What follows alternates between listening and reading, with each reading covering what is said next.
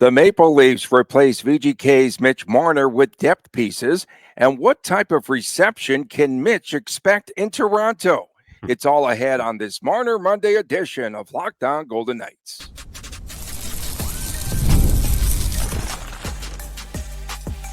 You're Locked On Golden Knights, your daily podcast on the Vegas Golden Knights, part of the Locked On Podcast Network, your team every day. Too much hype right there, Golick. Tony Cardasco and Chris Golick from Las Vegas. Thanks for making us your first listen every day. I'm a longtime sportscaster, marketing consultant, and the host of the Believe in Vegas podcast. And Chris is the owner of Silver State Cards and Sports and the collectibles editor for the Hockey News. Now, coming up today, in addition to Marner Madness on this Monday, we'll talk about the Eichel extension. What's happening there? Much ado about nothing right now. And should the NHL do a play-in in the playoffs? We are brought to you today by FanDuel. FanDuel is America's #1 sports book. So, Chris, the Maple Leafs have been working on filling the void that Mitch Marner left when he came to VGK. He was the fourth piece of the core four, and I say that the Maple Leafs replaced him with four. He was more. the second piece of the core four. Let's be clear about this, but keep going. Okay, but he was part of the core four, and they replaced him with four more. Is that fair? Yeah. And it totaled Marner's more than $10 million AAV, almost to the penny. We know Nick Waugh, involved in that sign and trade deal, is one of those four depth pieces. The others, Matthias Marcelli, you have Dakota Joshua, and Michael Pizzata. Marcelli, 57 points or 51 points there for Utah a couple of seasons ago, Utah/Arizona. And he's pretty good, a third-line player. And he's a pretty good player that can move up. I think he'll be on the top line with Austin Matthews and Matthew Nyes, I should say. And then Dakota Joshua. I'm sorry, I got him confused. Joshua's the third-line player.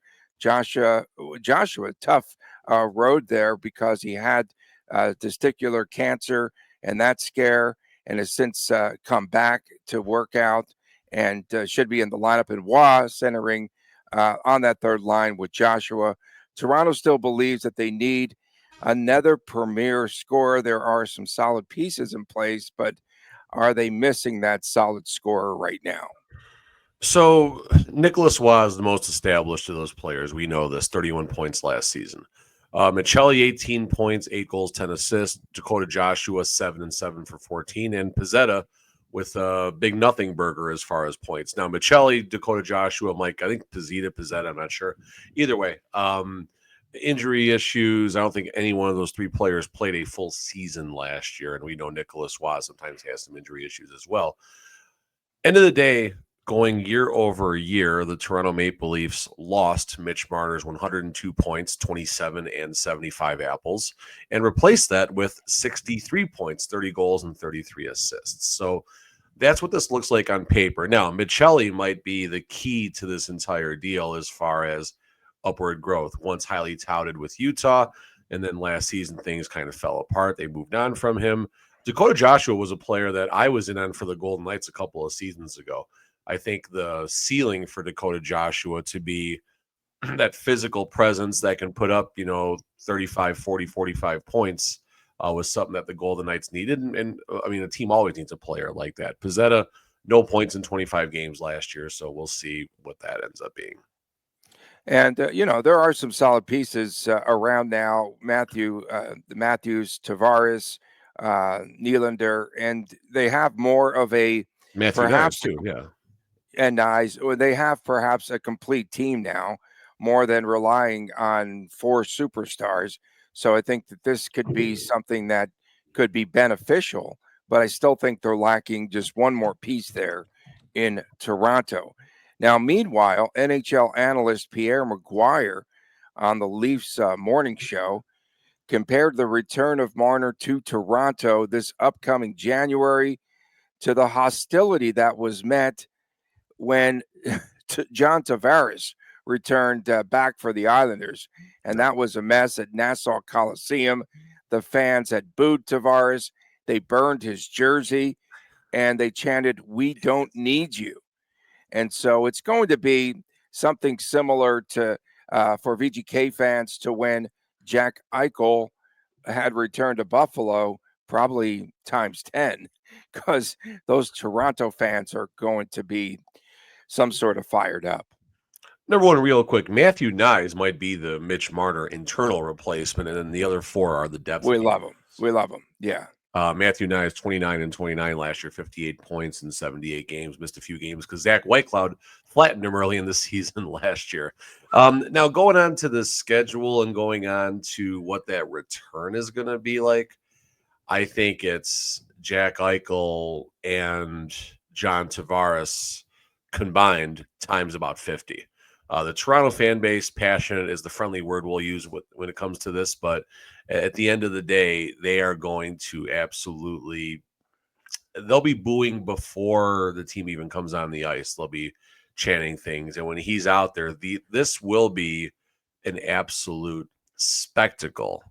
Embarrassment could be another word, but it'll be an absolute spectacle. Every time he's on the ice, every time he touches the puck, if they put him on the ice for the anthems, and it's going to be pretty ugly. And I'm thankful the schedule worked out the way it did. Get him in, get him out, and move on, and keep him away from that Toronto media that's going to ask him over and over, how does it feel to be back, and blah, blah, blah, and, just croak and choke and move on. And McGuire went on to say no warm, fuzzy stuff. And it'll be like Eichel in Buffalo every they time. Give him a video. He's got to get a video, right? What's that? Does he get a welcome back video? I mean, he's got to get a video, doesn't he? Canada? Did they do that in Canada, eh? I don't know. I don't know. The fans were also upset, again, that this game in Toronto comes on the heels of a back-to-back, and also it's on a Friday night, which apparently is sacrilegious, right? No hockey night in Canada. But according to NHL officials, the schedule was already completed before the sign and trade deal was done. So that pretty much puts an end to all of those, as you put up there, shenanigans. Well, listen, this is about money at the end of the day, and that's what drives the NHL. And we'll talk about the money aspect in the third segment of this show as well. So I get the media wanting those moments, wanting those easy clicks per se, as far as putting an article out there with sound bites and everything, and all the hype and everything that it'll bring the NHL. And I'm sure there'll be a new hashtag that comes out right around there, something with the Leafs negative towards Marner that'll be trending on Twitter. So it all comes down to dollars, and I get that. And Marner having a 90-second scrum with the media out there would be dollars for him. So I get the media being upset about it, and I do think this would have been handled differently had the Marner trade happened, at the trade deadline or something like that per se. I think they do find a way to monetize the situation, but at the end of the day, this happened after, and there's no shenanigans, and the Toronto media can pound sand. How many tampering signs might we see there in Toronto? Listen, I'll give the Maple Leafs fans all the credit in the world for their creativity, and I'm sure it'll be a ton of fun watching the Marner jerseys with the X on the back and the duct tape and people burning them before the game. I'm sure there'll be some great signs, and it'll be fun. It'll be fun, and it'll be great to watch from a distance. Definitely not really probably fun to be there necessarily, but it'll be fun to watch from a distance, see how it all plays out. And maybe he'll get the LeBron treatment. He'll just sit the game out because it's a back-to-back. I don't know. Meanwhile, TSN's Matthew Caus called Marner's time in Toronto 9 years of ineptitude in the playoffs. They are piling it on him right now. Said that Marner is not a big game player, but Caus also said that it's a team-wide issue, and now they feel as though they're not top-heavy and they're more of a balanced attack. I mean, listen, sure. And the Golden Knights had a balanced team when they won the Stanley Cup a couple seasons ago. So it definitely could work out in Toronto's favor. And you cannot dismiss the fact that Matt, all these Matthews and stuff, John Tavares, I can't think of his name. Mitch Marner. That's what we're talking. Mitch Marner, Monday. Is it really Marner fast. Monday? You cannot dismiss the fact that he does not have good stats in games 5 through 7 in the playoffs. Hopefully that changes soon. Coming up next, 20-plus days, no Eichel extension. Should we be concerned? Yes. Next on Locked On Golden Knights. It is the dog days of summer, and summer sports are in full swing. And you could be betting right now on baseball under the lights, golf on the greens, hoops, of course, that you can pick up periodically. Although Summer League had a successful run, it's all over here. And there's also high stakes soccer action. And FanDuel is the best way to make every game even more exciting. You're already following the action, especially Major League Baseball right now. WNBA you can bet on as well, back in action on Tuesday, and you can make things even more thrilling.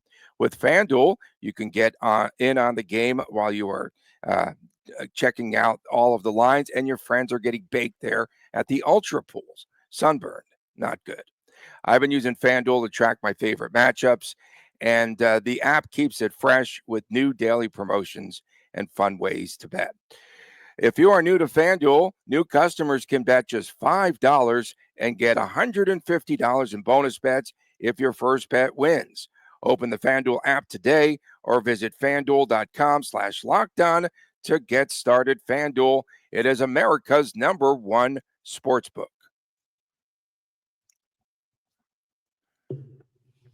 Welcome back on this Marner Monday edition of Locked On Golden Knights. We always have tidbits on Monday for What comes first, Tony? What comes first? An NBA team in Vegas or the Athletics? What comes first? the Athletics. There's moving dirt around. There's building sandcastles out there. They're building some nice sandcastles. They're building nice sandcastles. Yeah, I did. I drove in, to go to the fight the other night on that back route, and the gate was wide open, and they've moved a lot of dirt around out there. Yeah, great. Moved a lot of dirt. Sources tell me. The source was me. Don't forget Fridays, WTF, Saturdays, sometimes Chris Jr. show.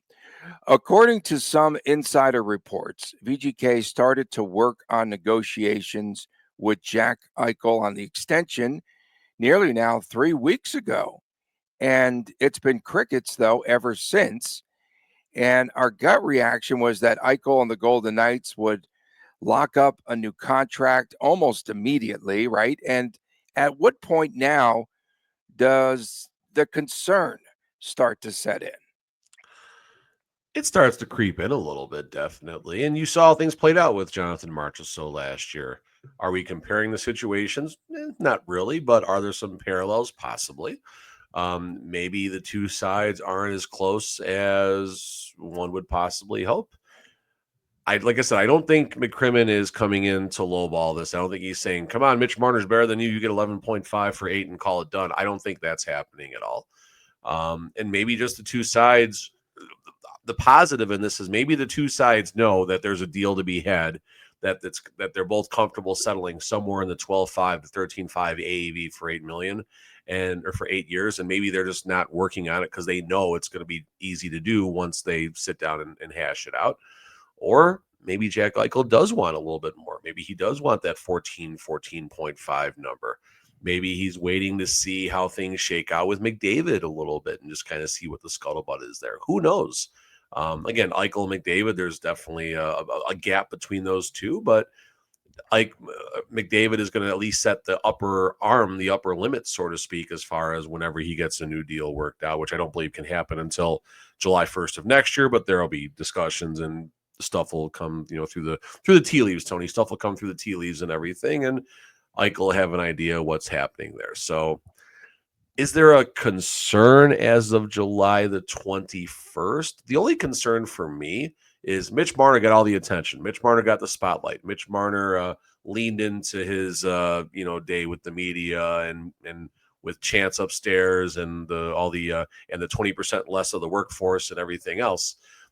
So Marner leaned into all that really, really well. But this is Jack Eichel's team. All right. This is Jack Eichel's team. He needs to be treated like that. Get him his extension. Remind Marner and everyone else in Vegas that Jack is here to stay. Nothing new again on the extension front. And does VGK want to wait until, I'm guessing right now, the communication is not in person. Do they wait for Eichel to return to camp, Reports are that both sides are still communicating, and Eichel is still represented, keep in mind, by the one and only Pat Brisson. Is he trying to layer wants it? to get some Give a little, severance for his son. Is that what you're saying? yes, exactly. I Trying to mean, layer in a little bit of extra money for his kid. I don't think Brisson has a reputation for being tough to deal with. Alan Walsh, different story, obviously. Um, I don't know. I don't think Brisson is holding this up. And I mean, listen, an agent's job is to come up with the best deal that's in the best interest of their client. They're not as worried about the team necessarily as the general manager is. And of course, the agent gets paid based off the size of the contract. So you definitely could see Brisson, hey, get that extra million a year, because that's 100,000 in his pocket, whatever 10% is, however they still get like 10%. Tony, that's absolutely crazy if they're getting like 10%. Yeah, I think it's 10% of 100 million. That's pretty dang good to sit there and negotiate that's a a good contract. day. I'm in the That's wrong a good business. day. Yeah, I'm that's in a the good wrong day business. at the office. Yeah, I could sit there and negotiate this deal. This shouldn't be too difficult. We're expecting over $100 million deal, as you said, and around 12.5 million AAV, which you would think would be a fait accompli, and they would just sign it immediately. It just would make a lot of sense rather than dragging this on. And the later it gets, what typical VGK would be on the eve of the start of the new season, Fine. That's they'll great. make the announcement. That's good. Yeah. There's nothing wrong with that. I don't think you want this coming at the worst. Here's the worst thing that could happen. Okay. Here's the very worst thing that could happen. During training camp, if there is no contract, there better be questions on maybe not a daily basis, but every now and then asking Eichel and McCrimmon for updates and seeing how that shakes out and reading the tone and the body language of the responses. You can know by watching someone how they talk what's really going on as far as any situation, kind of like poker, so to speak. If you get out of training camp and someone brings up the question, hey, what's up with the contract? Are you concerned you didn't get signed, during whatever? And then, oh, we've decided to table this until the off season. Yeah, that's trouble. That would be the moment when something very bad has happened in these negotiations, and it would be very unfortunate if it played out like that. But I think the deep concern right now, and we'll keep, we'll have checkpoints throughout the offseason, and we'll bring this up a couple more times, I'm sure.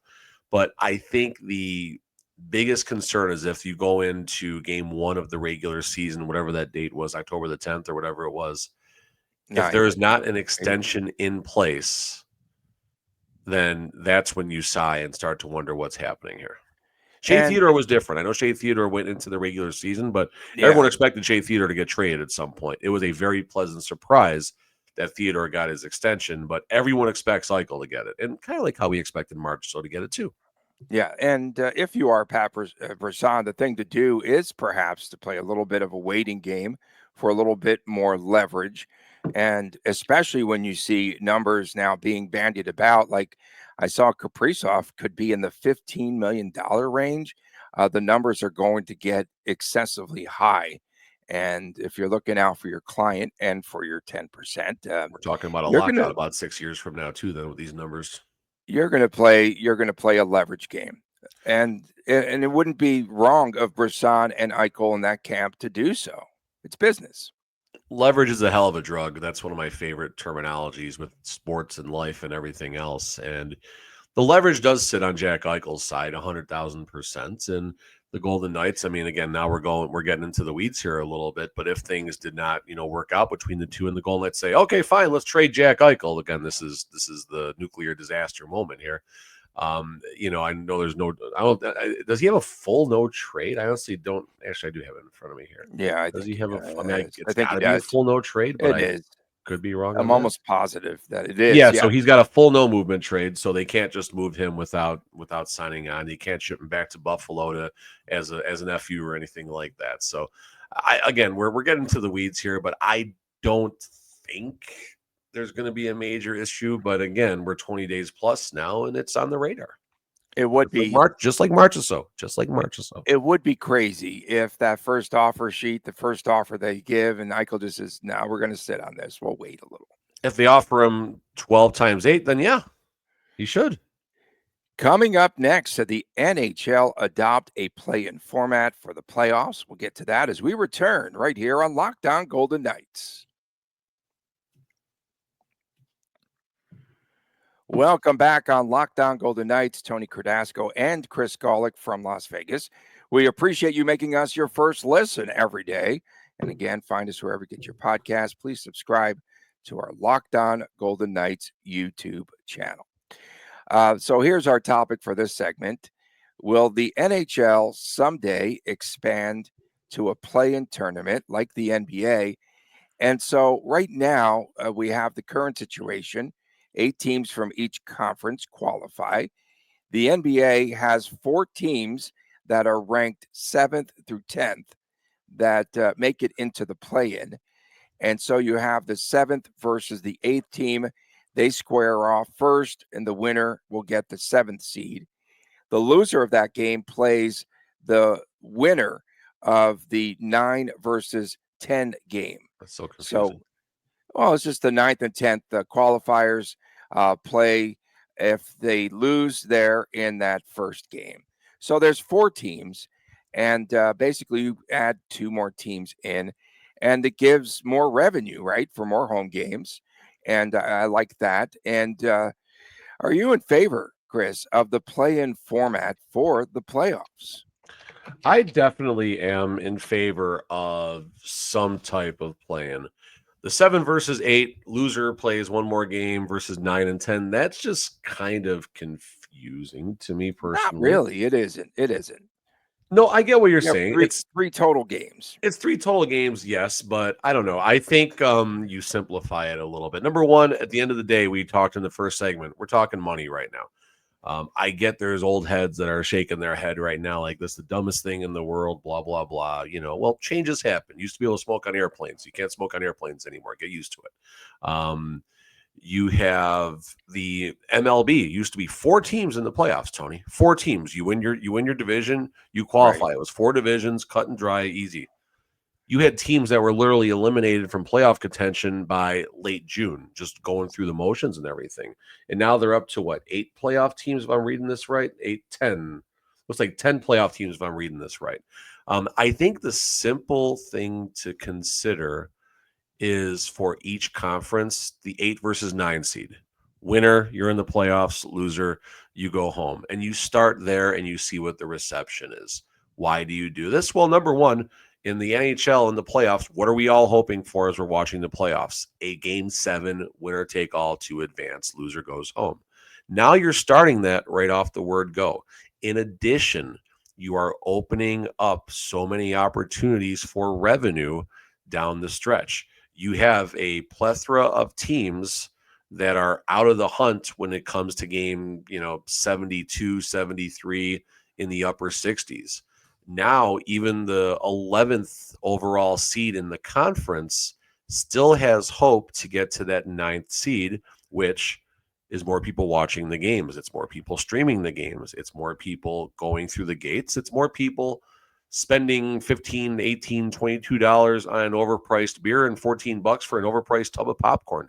It's more money to go around, and it's a good storyline, that 8 versus 9 game. It gets the playoffs started a little bit early, gets all those clicks on the media side and the promotional side and the marketing stuff. It seems like a no-brainer to do an 8 versus 9, in my opinion. Okay, so the 7th and 8th teams in the Pacific were the Wild and the Blues this past season. That would have been a good game. And then the 9th and 10th seeds were the Flames and the Canucks. And the Flames were playing some pretty hot hockey at that point, where they just missed on the fringe and might have been able to come back and pull off an upset there in the first round. Did they play at the home of another thing that I might consider? Do they play at the home of the higher seed, or do they go and take this to neutral ice and make it like a mini tournament for even more revenue, perhaps? I think a mini tournament, now you're just starting to confuse things a little bit. What I would maybe a little bit of a change from what the NBA does. You said 7 versus 8, and then winner, and then you play 9 versus 10. Winner of 9 versus 10 plays loser of 7 and 8. What if you had the 7th seed locked in, the 8th seed plays the winner of a 9-10 game?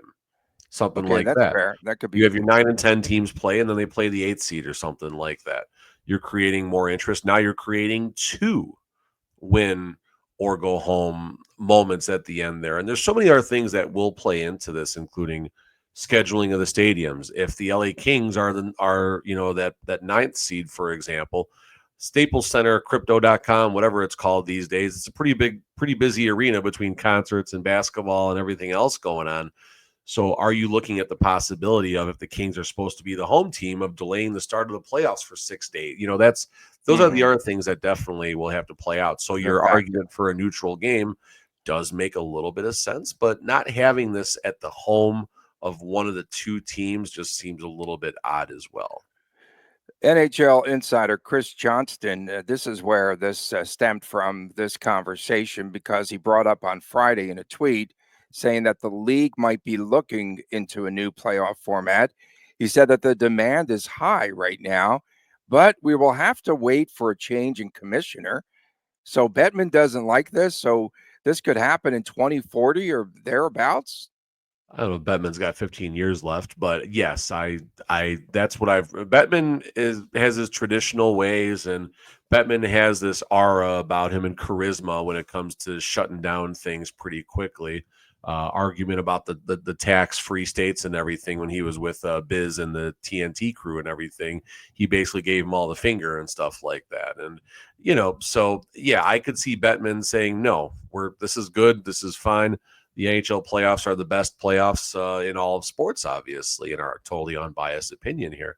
So I get Bettman taking it ain't broke, don't fix it approach. But you know what? Things changed. The NHL, believe it or not, used to be the first round used to be 5 games instead of 7 games not that long ago, somewhere in the late 90s, I think, or early 2000s, that changed. So, there have been some subtle changes to the playoffs throughout time. Obviously, as the league grew, the playoffs got bigger. So, I think it is time to at least consider it, have an honest discussion about it. And it's not what Bettman thinks, it's what the teams think. And again, your fringe playoff teams will get a boost in revenue for 4 or 5 more home games near the end of the regular season. A boost in revenue for the teams means a boost in revenue for the NHL. Yeah, that makes sense. It does make a lot of sense. And VGK, their fiscal year starts July 1st, and so they budgeted for Stanley Cup and 7 games. I might add 7 games. Should the conference should they play now 1 versus 8, 2 versus 7? Rather than the current structure there for the playoffs. That's a great argument too right now. And I think you have the first round of the playoffs is amazing. It's possibly the best round of the playoffs all the way until the Stanley Cup is awarded, obviously. Because you have these rivalry games, you have the 2 and 3 game in each division is the 2 and 3 matchup, is amazing because it's 2 good teams that played each other at least 3 or 4 times throughout the season, not twice like you thought last week. You got torched on YouTube, by the way, and so many comments about your Edmonton gaffe with the schedule. Oh yeah, I got torched. Oh, you got torched. It was great. Actually, it was got us more clicks. So good job, bro. Thank you. But back to what I was saying, scheduling. I have no idea. Something that you ripped me about. So 1 versus 8 this year would have been Jets. Oh, 1 versus 8. Yeah. Okay. Okay. It would have been Jets Blues. 2-7 still played out. VGK Wild in the conference. But then if you had 3-6, that was Dallas and Edmonton in the first round. Spectacular. And then 4-5 Kings and Avalanche. Because the Kings exactly. How much do things really change? They don't. So they do. Is this a big deal? No, it's a great deal. Yes, it is a big deal. I would rather go back to the 1 versus 8s format. You want it personally? Yes. I do. Yeah. I think earning that top seed and should get you the best possible matchups for more rounds and being at the top. Yes. And then I like the reseeding each round as well, not the brackets, but the brackets easier and cleaner to follow. Someone said I had brain fog, last week on Friday. I did. We appreciate everyone tuning in. Yeah, people also were asking if said you quit drinking 25 years ago. People question that too, though. I'm still drunk from 2000. Apparently. It was a good run. We appreciate everyone tuning in, especially our That was a good everydayers. You make this show tick. From my man, Chris Golick, I'm Tony Kardaska from Las Vegas. We'll see you tomorrow once again right here on Locked On Golden Knights. Please take care.